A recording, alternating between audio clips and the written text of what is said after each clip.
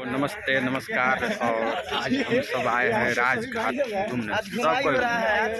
और भैया है, हेलो, और विकी भाई है, भाई लोग अपना अपना देखिए सब कोई अपना अपना ब्लॉग्स बना रहे हैं। हम लोग सारे लोग ब्लॉग्स बना रहे हैं। क्या कर रहे हैं, कुछ दिल्ली का मजा ले रहे हैं लोग राजघाट का। कुछ चैनल का भी मतलब। चलिए तो चैनल पे जुड़े हुए हैं आप लोग, तो देख लीजिए सब्सक्राइब कितना कर दीजिए सुंदर यहाँ का आप नजारा है। आप सब धन्यवाद। और जेपी भाई है, फॉर इन भोजपुरी। और एक आदमी है बादल भाई, विकी भाई। और फिरोज फैशन भैया है। और इनसे हम लोग को एनी टाइम प्यार मिलता है। और देखिए आप लोग लोकेशन देख लीजिए। और यहाँ पे पूरा टीम है। संजय भैया आगे है और हम पीछा है।